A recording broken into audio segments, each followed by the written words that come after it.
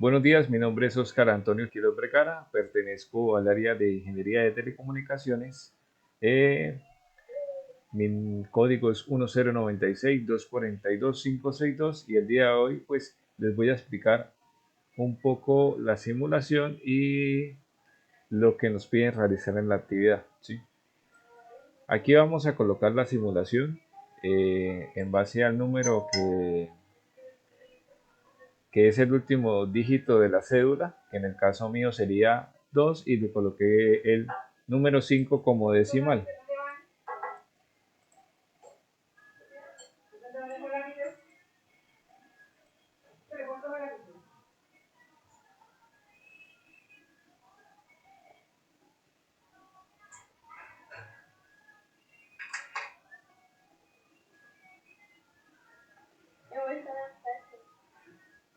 Listo.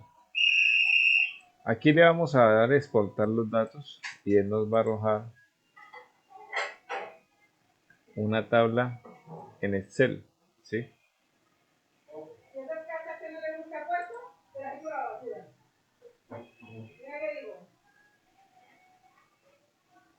En base a esa tabla de Excel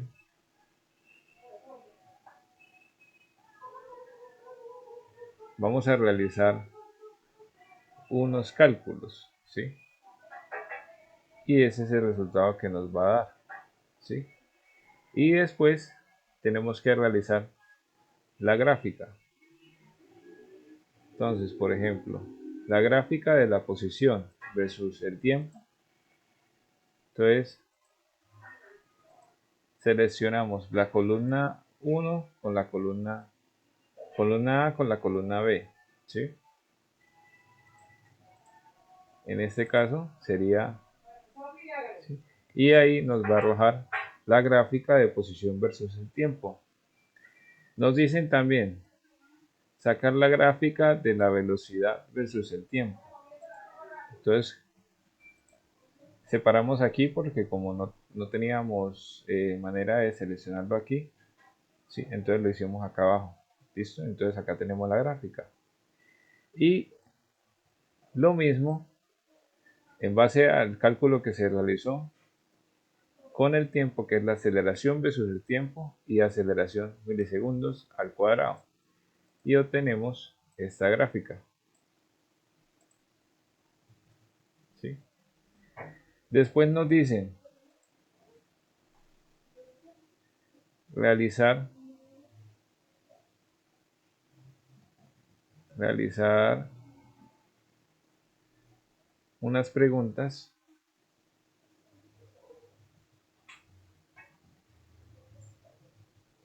en base a los resultados obtenidos, que la posición versus el tiempo, entonces la distancia recorrida por el objeto aumenta de manera lineal con el tiempo. En conclusión, el objeto se está moviendo a una velocidad constante o casi constante. La velocidad es el del tiempo. La velocidad del objeto aumenta de manera muy leve a lo largo del tiempo, aunque un ligero aumento en la velocidad. El incremento es bastante pequeño, de 2.48 milisegundos a 33.12 milisegundos. En conclusión, aunque la velocidad cambie con el tiempo, el cambio es muy pequeño. La aceleración versus el tiempo. La aceleración es prácticamente constante en torno a los valores de 0.06 o 0.07 milisegundos al cuadrado. La gráfica en base al valor escogido, entonces en análisis, entonces la distancia recorrida aumenta no lineal. Conclusión, el objeto no está en movimiento rectilíneo uniforme. En la velocidad versus el tiempo, un incremento casi lineal en la velocidad conforme avanza el tiempo. Conclusión, está uniformemente acelerado donde la velocidad aumenta a un ritmo constante. En la aceleración versus el tiempo, la gráfica de aceleración muestra variaciones pequeñas, pero en general se mantiene cercana a un valor constante. En conclusión, algunas oscilaciones en promedio el objeto está experimentando una aceleración casi constante.